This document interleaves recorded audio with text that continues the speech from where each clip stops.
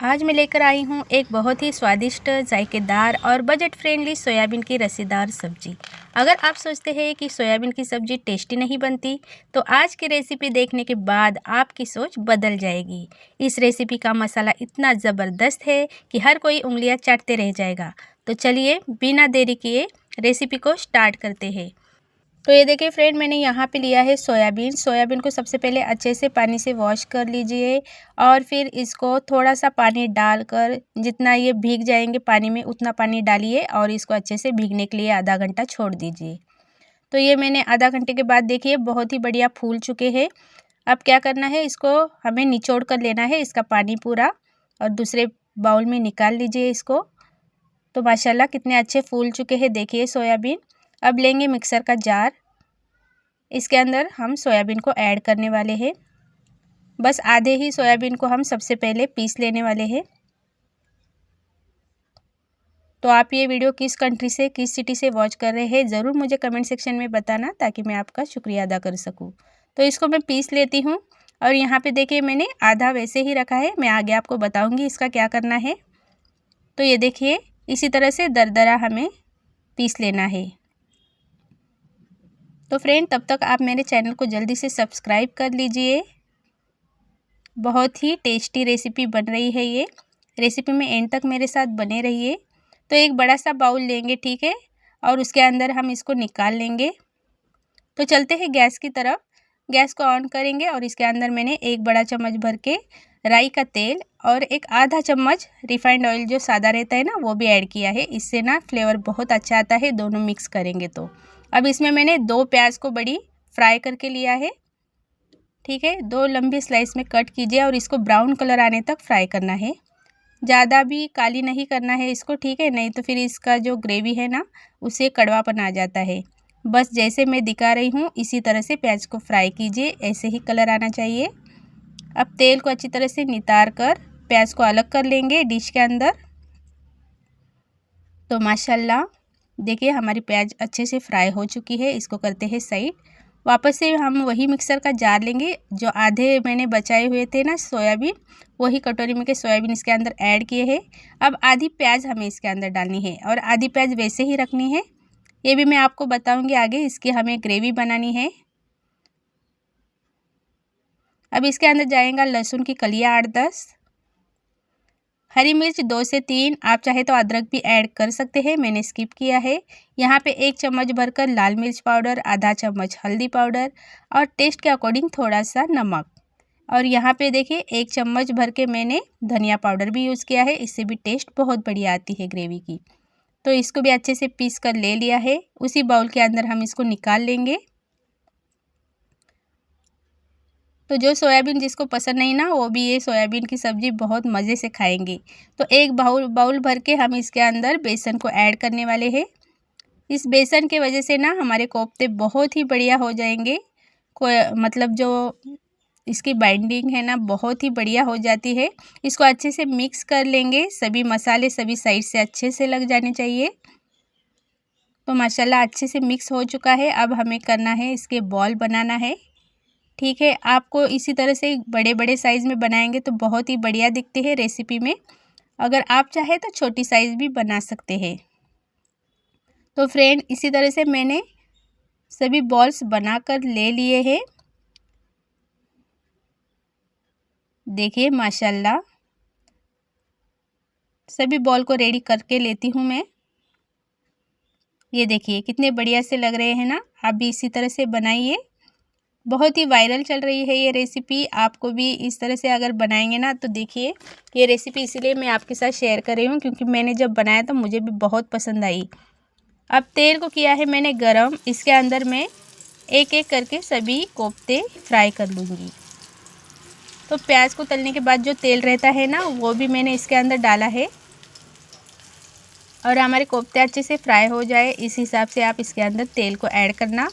गर्म होने के बाद गैस की फ्लेम जो रहती है वो उसको लो रखना है और एक एक करके कोफ्ते इसके अंदर ऐड करके छोटा सा स्पून लेंगे और उसके ज़रिए हमें अच्छे से फ्राइंग, मतलब इसको हिलाने को अच्छा पड़ता है ना, इसलिए छोटा ही ऐसा स्पून लेना है।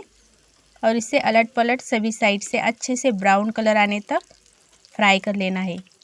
गैस हमारा लो रहने के वजह से ना अच्छे से अंदर तक ये फ्राई हो जाता है। देखिए कितना बढ़िया कलर लग रहा है। खाने में भी मेरी गारंटी है बहुत आपको पसंद आएगा, बहुत ही टेस्टी। तो ये देखिए इस तरह से फ्राई कीजिए एक एक करके। अगर आप ऐसा बड़ा पैन लेंगे ना तो आपको आसानी हो जाएंगी। एक टाइम को मैंने यहाँ पे 10 ऐड किए हैं इसके अंदर। मैं आपको ऐसे पैन की डिस्क्रिप्शन में लिंक दे दूँगी, आप ज़रूर वहाँ से चाहे तो परचेस कर सकते हैं। ये देखिए एक बड़ा सा झारा लेंगे और झारे की वजह से ना तेल अच्छी तरह से नीचे गिर जाता है, मतलब नितार सकते हैं हम।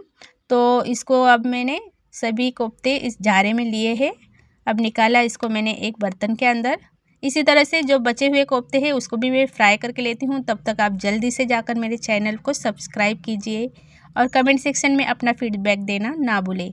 और न्यू हाइप का ऑप्शन भी आ गया है फ्रेंड, प्लीज़ मेरे चैनल को, मेरे वीडियो को हाइप कीजिए। अब देखिए यहाँ पे मेरी बेटी ना ऐसे ही एक खाने के लिए ले रही थी तो उसने दिखाया है, माशाल्लाह अंदर कितना बढ़िया सा फ्राई हो चुका है, अंदर से भी पक चुका है। तो ये कोफ्ते हैं ना ऐसे भी खाने बहुत बढ़िया लगते हैं।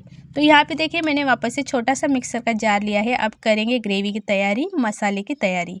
तो यहाँ पे मैंने बची हुई प्याज, हरी मिर्च और लहसुन की 8-10 कलियाँ और ये लिया है काजू। काजू को मैंने एक 10 से 15 मिनट ही भिगोया था।